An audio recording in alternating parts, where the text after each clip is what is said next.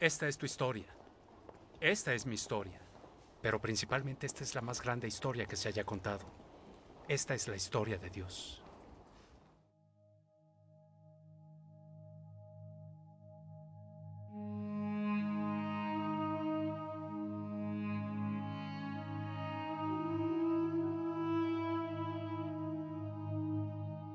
En la iglesia de Antioquía eran profetas y maestros. Bernabé, Simeón, apodado el Negro, Lucio de Cirene, Manahem, que se había criado con Herodes el tetrarca, y Saulo. Mientras participaban en el culto al Señor, el Espíritu Santo dijo: apártenme ahora a Bernabé y a Saulo para el trabajo al que los he llamado. Así que después de ayunar, orar e imponerles las manos, los despidieron. Bernabé y Saulo, enviados por el Espíritu Santo, bajaron a Seleucia y de ahí navegaron a Chipre. Al llegar a Salamina, predicaron la palabra de Dios en las sinagogas de los judíos. Tenían también a Juan como ayudante. Recorrieron toda la isla hasta llegar a Pafos. Pablo y sus compañeros se hicieron a la mar desde Pafos y llegaron a Perge de Panfilia. Juan se separó de ellos y regresó a Jerusalén. Ellos siguieron su viaje desde Perge hasta Antioquía de Pisidia. El sábado entraron en la sinagoga y se sentaron. Al terminar la lectura de la ley y los profetas, los jefes de la sinagoga mandaron a decirles: hermanos, si tienen algún mensaje de aliento para el pueblo, por favor, hablen. Pablo se puso en pie, hizo una señal con la mano y dijo: escúchenme, israelitas, y ustedes, los gentiles temerosos de Dios.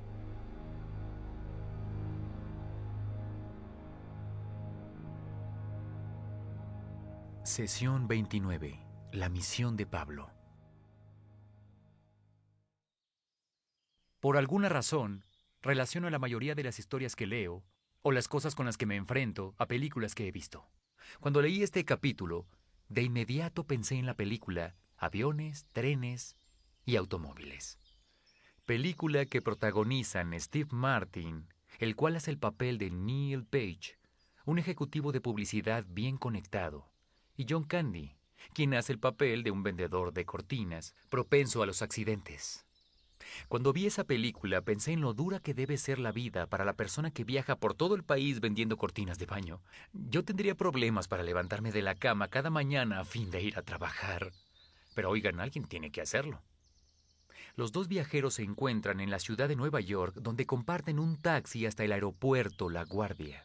Martin va de regreso a su casa en Chicago para celebrar el Día de Acción de Gracias con su familia. Ambos abordan el avión, pero lo desvían hacia Wichita debido a una tormenta de nieve en Chicago. Desde ahí intentan viajar en tren y autos rentados para llegar a Chicago. Y cada experiencia está llena de tanta frustración como Martin puede resistir y de tantas risas como el espectador puede soportar. Un viaje que debió tardar 1 hora o 45 minutos se convierte en uno de 3 días. Yo viví en Chicago 3 años, así que he experimentado aviones, trenes y automóviles al intentar volver a casa. ¿La solución? Múdate a Texas. El personaje que te voy a presentar en este capítulo va a experimentar dificultades mucho más grandes durante su viaje que aviones desviados y autos rentados averiados. Lo golpearán muchas veces, lo echarán en prisión y al final será decapitado por el compromiso extremo con su trabajo. Su propósito es más duradero y noble que las cortinas de baño. Su producto es gratis, pero traerá vida eterna a todo el que lo reciba. El trabajo no le daba un buen salario. Tuvo que conseguir otro empleo mientras viajaba. Hacía tiendas de campaña. Su nombre es Pablo. Él fue llamado por Dios para terminar la comisión de Jesús y llevar el mensaje de salvación hasta los confines de la tierra, donde la mayoría de los gentiles vive. Esta no solo es la comisión que Jesús le dio a la iglesia, sino que es parte de la promesa que Dios le hizo a Abraham desde el principio en el capítulo 2. Él le dijo a Abraham que a través de su descendencia todas las naciones serían bendecidas. Jesús es su descendiente y Pablo es el mensajero de la promesa a las naciones fuera de Israel. Su hogar base está en un lugar llamado Antioquía. A partir de ahí, hará un total de 3 viajes largos que durarán entre 8 y 10 años en total. Esos son muchos kilómetros extras. Como Pedro, su energía provenía de la presencia del Espíritu Santo en su vida. Desde su primera visita estableció el patrón de comenzar en la sinagoga judía del lugar y predicar ahí. Por ejemplo, cuando estuvo en la ciudad llamada Antioquía de Pisidia, le dieron la oportunidad de hablar sin haber hecho una cita. Pablo hizo una señal con las manos y luego dijo: los habitantes de Jerusalén y sus gobernadores no reconocieron a Jesús. Por tanto, al condenarlo, cumplieron las palabras de los profetas que se leen todos los sábados. Aunque no encontraron ninguna causa digna de muerte, le pidieron a Pilato que lo mandara a ejecutar. Después de llevar a cabo todas las cosas que estaban escritas acerca de él, lo bajaron del madero y lo sepultaron. Pero Dios lo levantó de entre los muertos. Durante muchos días lo vieron los que habían subido con él de Galilea a Jerusalén, y ellos son ahora sus testigos ante el pueblo. Nosotros les anunciamos a ustedes las buenas nuevas respecto a la promesa hecha a nuestros antepasados. Dios nos la ha cumplido plenamente a nosotros, los descendientes de ellos, al resucitar a Jesús. Hechos 13, 27, 33. Por tanto, hermanos, sepan que por medio de Jesús se les anuncia a ustedes el perdón de los pecados. Ustedes no pudieron ser justificados de esos pecados por la ley de Moisés, pero todo el que cree es justificado por medio de Jesús. Hechos 13, 38, 39. ¿Qué está haciendo? Está conectando los puntos. Les está diciendo lo que Pedro le dijo a la gente en Jerusalén, que las escrituras del Antiguo Testamento apuntaban a Cristo. Todo lo que le sucedió a Jesús fue predicho en estos textos antiguos, incluyendo todo lo que lo lastimarían hasta su muerte en la cruz. Pablo conecta los puntos con lo que ocurre ahora. Así que al final le ofrece la salvación a todo el que crea. Ellos lo invitan a volver al siguiente sabbat para hablar de nuevo. La voz se corre y el próximo sábado casi toda la población se reúne en la sinagoga. Pero como sucede con los buenos esfuerzos en la vida, los maestros locales tuvieron celos y comenzaron a crearle problemas a Pablo y sus compañeros de viaje. Cuando ya él había hecho y dicho todo, luego les dijo: era necesario que les anunciáramos la palabra de Dios primero a ustedes. Como la rechazan y no se consideran dignos de la vida eterna, ahora vamos a dirigirnos a los gentiles. Así nos lo ha mandado el Señor. Te he puesto por luz para las naciones, a fin de que lleves mi salvación hasta los confines de la tierra. Hechos 13, 46, 47. ¿De dónde sacó esa cita? De Isaías capítulo 49, versículo 6. Ese plan se estaba gestando desde el principio. Isaías estaba hablando de la misión de Pablo 700 años antes. Pablo simplemente alineó su vida a la historia superior de Dios. Sin embargo, hablarles a los gentiles sería un reto diferente. No podría darles el mismo mensaje. Los gentiles no tenían el mismo antecedente, no conocían las historias del Antiguo Testamento, no sentían gran aprecio por Abraham y Moisés. No adoraban a Jehová, ni estaban esperando un Mesías. Ellos jugaban con reglas diferentes, adoraban a dioses distintos.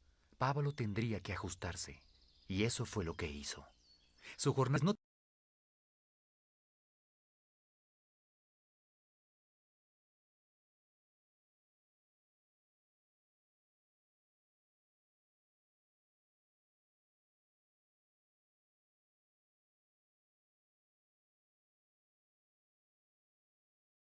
lo lleva a pie y a camello. Martin y Candy nunca llegaron a tanto. Hasta la gran ciudad de Atenas. Tenía que encontrar su propio enfoque. No podía tener nada que ver con la ley, los profetas y los salmos. Entonces ve un altar con una estatua dedicado a un Dios desconocido. Ellos estaban tan inseguros de quién era el verdadero Dios que tenían una estatua para el que pudo habérseles olvidado. Pablo, de manera brillante y elocuente, comienza desde el principio con la creación. A partir de ahí los lleva a descubrir que detrás de esa creación está el verdadero y único Dios que se revela en Jesús. Algunos pensaron que era un argumento astuto y lo aceptaron. Algunos se rieron, pero otros creyeron. El mensaje de Pablo estaba cambiando radicalmente la vida de las personas en cada ciudad. Y representó un reto para el status quo que provocó que se pusieran nerviosos. Muchas personas dejaron de asistir a los servicios de las sinagogas y los templos paganos y comenzaron a visitar una pequeña iglesia que Pablo ayudó a comenzar. Las contribuciones disminuyeron. Sus viajes lo llevaron a una estancia de 2 años en Éfeso, el hogar del templo de Artemisa, el nombre griego para la diosa romana Diana. Él comenzó a hablar durante los primeros 3 meses en las sinagogas judías, pero ellos fueron demasiado obstinados para Pablo. Así que trasladó sus discursos al templo de Tirano, lo que le facilitó una gran audiencia con los gentiles. Durante ese periodo de 2 años, judíos y gentiles encontraron la fe en Cristo. Esto literalmente cambiaba no solo el clima espiritual de Éfeso, sino también el financiero. Varias personas que creían en Cristo, las cuales en su vida pasada practicaban la brujería, reunieron sus pergaminos y los quemaron públicamente. El valor estimado, 50,000 dracmas, lo cual he calculado que equivale a $4 millones según nuestro estándar actual.